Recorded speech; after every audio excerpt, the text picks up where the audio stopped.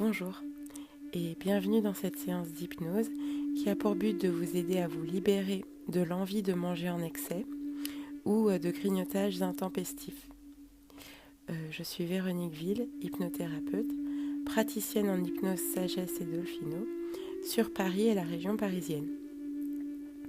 Je vous accueille et me déplace en consultation afin de vous aider à vous libérer de vos problématiques de douleurs physiques et morales ou encore développer votre bien-être ou votre spiritualité. Il me semble important de préciser avant toute chose le cadre d'usage, c'est-à-dire que pour éviter ces dérèglements, il faut veiller à avoir un sommeil régulier et suffisant, manger dans le calme, en étant attentif à ce que l'on fait pour avoir plus vite la sensation de satiété. En effet, on prend 15 minutes à recevoir le signal que l'on a suffisamment mangé. Donc si on mange trop rapidement, on aura mangé bien plus que nécessaire. Enfin, je vous invite à composer des assiettes équilibrées, c'est-à-dire avec 1/3 de protéines et de féculents pour 2/3 de légumes. Les fibres assurent une digestion plus lente, vous aurez donc faim moins vite. Enfin, buvez entre les repas de préférence et n'hésitez pas à ajouter une collation le matin et l'après-midi si nécessaire. Il vaut mieux plusieurs petits repas que de gros repas qui seront plus fatigants pour l'organisme. Allez, c'est parti. Tu peux t'installer le plus confortablement possible et choisir d'écouter ma voix. Peut-être c'est ta première séance d'hypnose et tu te demandes comment cela va se dérouler. Tu t'attends à ce que je te demande de relâcher un à un chacun des muscles de ton corps. Peut-être tu as déjà commencé à respirer profondément. En réalité, pour bien rentrer dans une séance d'hypnose, il suffit de ne rien faire, simplement être là.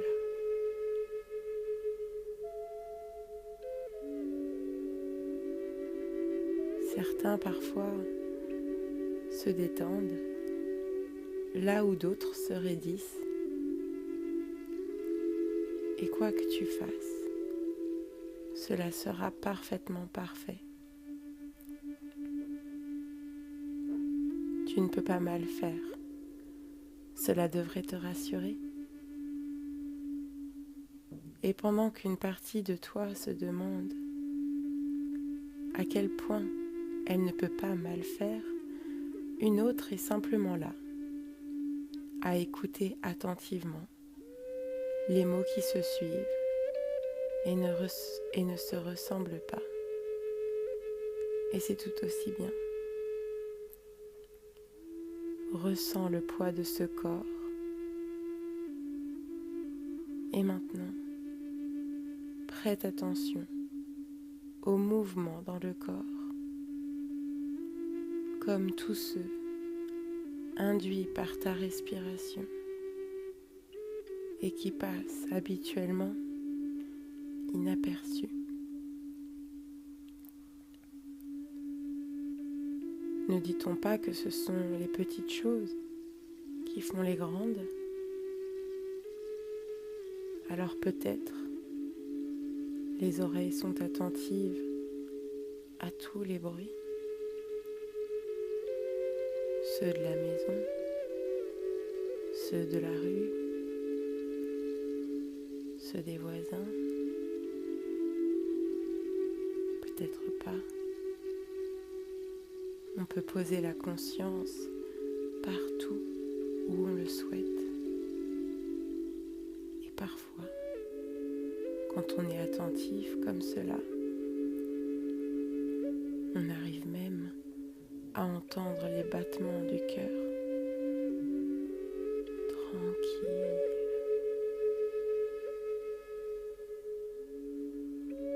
des battements forts et réguliers, un peu comme avant de dormir. Et plus le cœur bat, et plus on ressent la vie circuler à l'intérieur du corps. Ici, pas de paupières lourdes, pas de corps immobile, et plus on est concentré sur l'intérieur, plus on ressent que l'on se débarrasse des tensions superficielles, exactement comme cela. C'est très bien. La détente, c'est un peu comme un de ces cachets effervescents. C'est comme si elle se diffusait progressivement en de nombreuses petites bulles qui fondent à l'intérieur du corps. Et peut-être la détente est déjà plus importante dans le haut ou dans le bas du corps. Et pendant qu'une partie de toi suit attentivement ce qui se passe à l'intérieur, une autre écoute à l'extérieur. Comme quoi, on peut parfois être à plusieurs endroits en même temps. Je sais pas toi, mais moi parfois, je réalise que je suis dans mes pensées, alors que mes yeux sont grands ouverts et regardent devant eux. Une autre image est présente dans ma tête alors que je rêvasse. Qu'est-ce que je vois vraiment en cet instant précis ? Je me demande parfois si c'est pas avec le cœur qu'on voit le mieux, car finalement, les yeux sont là que pour regarder ce qu'ils doivent quand ils le peuvent, alors que je peux voir absolument tout ce que je souhaite, et même plus, en fermant les yeux. Tu pourrais imaginer que tu fermes les yeux alors qu'ils le sont déjà. Et je me demande au fond si nous n'avons pas plusieurs paires d'yeux, dont certains qui sont là pour nous permettre de mieux voir à l'intérieur, de mieux voir en nous.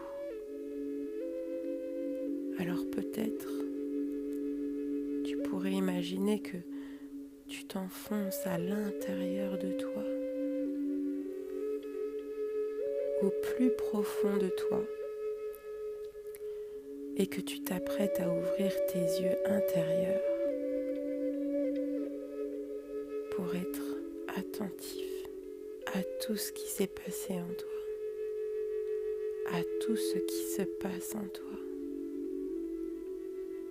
Je crois que les yeux peuvent voir le présent, le passé, le futur, et que parfois nous les fermons de peur de voir ce qui va se produire. Peut-être as-tu déjà fermé les yeux sur de la tristesse, de l'abandon, de la colère. Lorsqu'on ferme les yeux, c'est parfois pour se détourner du passé, mais aussi parfois dans un instant de surprise et d'émotion. On ferme les yeux pour embrasser. Alors peut-être aujourd'hui, tu pourrais garder les yeux intérieurs ouverts, puisque tu es au meilleur endroit pour toi, que tu ne retiendras que ce qui est bon pour toi,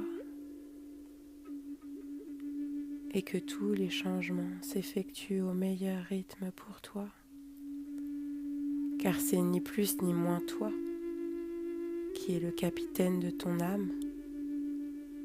Moi, je ne suis qu'un guide qui te permet d'explorer aujourd'hui un nouveau paysage,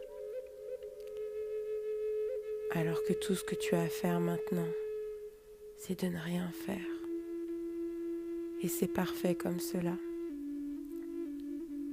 Alors que je m'apprête à débuter mon histoire, dans laquelle ton inconscient pourra, s'il le souhaite, trouver des outils pour faire ce qui est bon pour lui, des métaphores pour jouer et encore de nombreuses choses. Je voudrais te raconter l'histoire de Hazel, une artiste serbe, magicienne de la couleur. Il faut voir ses toiles pour le croire. Cela donne l'impression de plonger sous l'océan, dans le Pacifique, près d'une barrière de corail, tant les couleurs sont magnifiques et pleines de contrastes. Hazel est née en temps de guerre. Elle a connu pendant les premières années de sa vie, les ruines, le gris, la poussière des décombres et le fracas des détonations. C'est son père qui l'a protégée comme il le pouvait pendant cette période. Sa mère n'a malheureusement pas survécu à l'attaque de leur village. Elle lui manquait terriblement.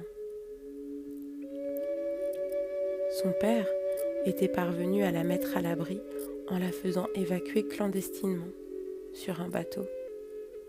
C'est ainsi qu'elle avait pu être sauvée, mais elle l'avait vécu comme un second abandon. Quelques années plus tard, à l'école, elle avait été initiée à la peinture. Hazel avait eu une révélation. Alors que le professeur leur montrait pour la première fois ce qu'était la gouache, elle avait été frappée par la pureté des couleurs primaires. Un rouge vermillon, un bleu royal, un jaune lumineux.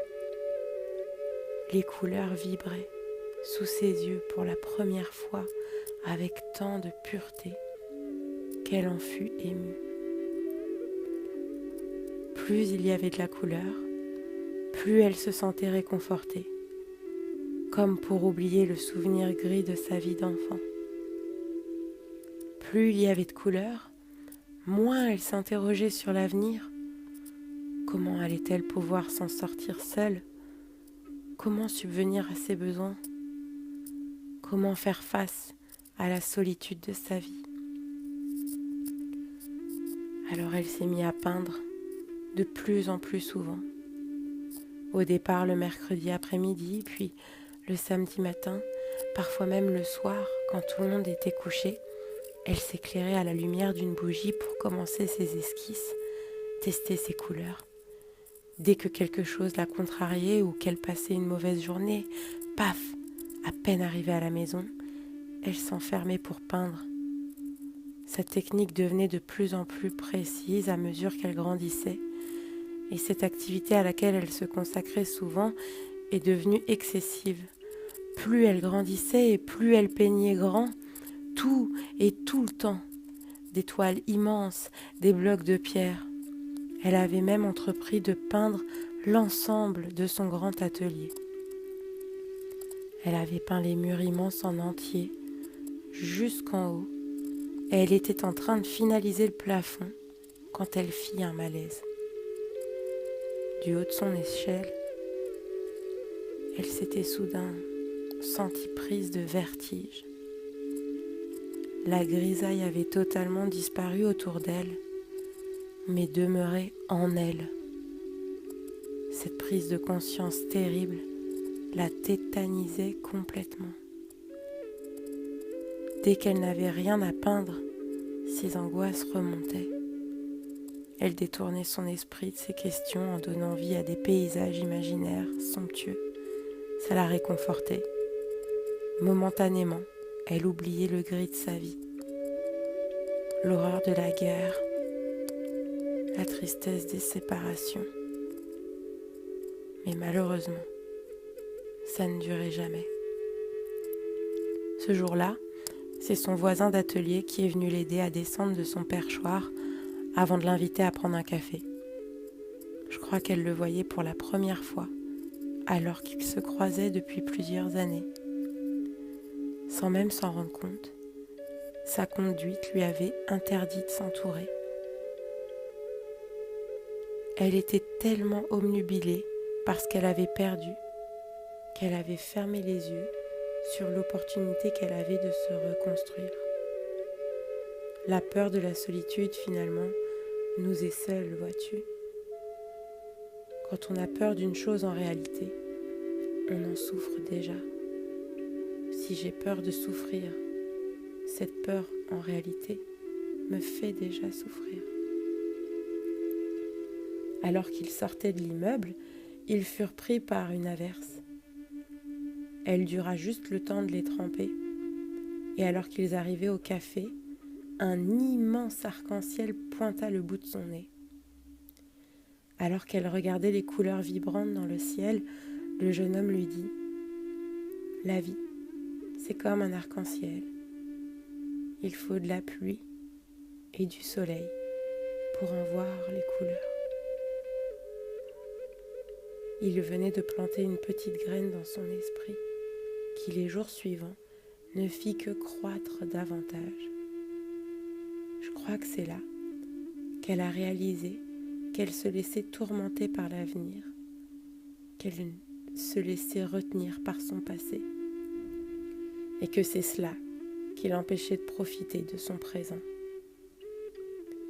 Alors elle s'est promis que dès qu'elle aurait une angoisse, elle prendrait immédiatement du temps pour avoir une attention pour elle-même, un geste de bienveillance pour permettre à cette émotion de s'évacuer, de se libérer.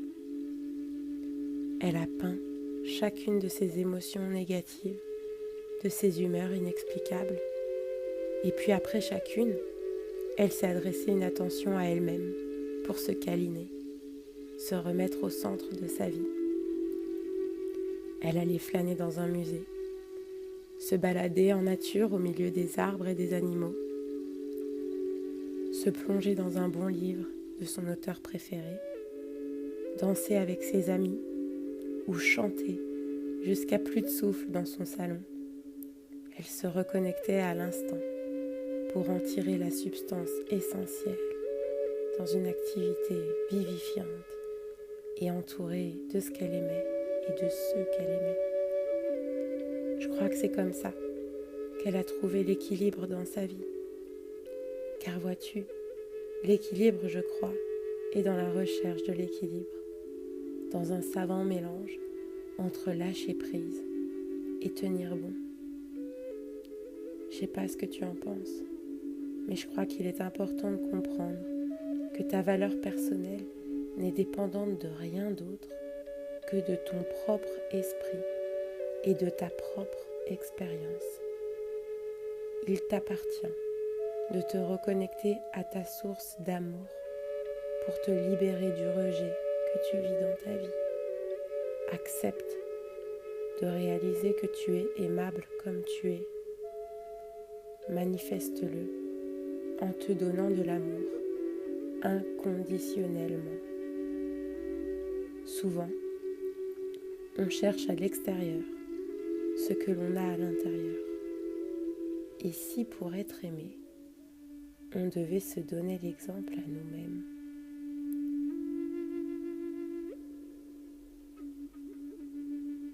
Imagine que tu es dans un grand bureau central qui se trouve dans ta tête.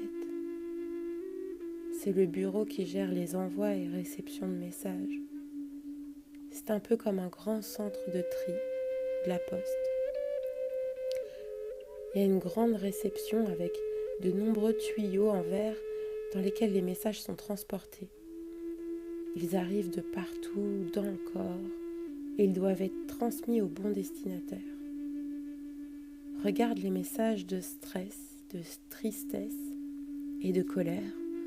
On dirait que leurs tuyaux vont directement à l'estomac. C'est pas normal ça. D'ailleurs, faut leur trouver une nouvelle porte de sortie. Tu peux les déconnecter de l'estomac et aller les reconnecter à autre chose. Par exemple, la tristesse, on pourrait la connecter aux yeux pour qu'elle puisse s'écouler à travers eux. Le stress, on pourrait le communiquer à la bouche pour pouvoir l'évacuer via des exercices de respiration. en le soufflant à l'extérieur. Et la colère, peut-être à la main qui écrit pour pouvoir lâcher sur le papier ce qui t'énerve, le chiffonner et le jeter pour s'en libérer. Tu as plusieurs espaces libres de branchement. Tu peux faire des essais et à chaque fois que tu reconnectes un tuyau au bon endroit, il devient bleu et bientôt, ce sont tous les tuyaux qui sont correctement connectés. Tout le bureau est illuminé de bleu. À partir de maintenant, les pulsions et le grignotage s'est terminé. Tes émotions, même négatives, peuvent s'évacuer à l'aide de nouveaux moyens efficaces. Imagine-toi, d'ici quelques jours, quelques mois, le cœur plus heureux et joyeux que jamais. Vois comme cette séance a bien agi. Les envies de grignotage et d'excès ont disparu pour laisser place au plaisir de manger équilibré, de bonnes choses en petite quantité, un vrai gourmet. Dans quelques instants, cette séance va se terminer et peut-être tu peux déjà sentir en toi les changements s'effectuer au meilleur rythme pour toi, au meilleur moment pour toi. Et quand tu le souhaiteras, tu pourras ouvrir les yeux, ici et maintenant, et revenir à toi en douceur. Prends tout le temps dont tu as besoin.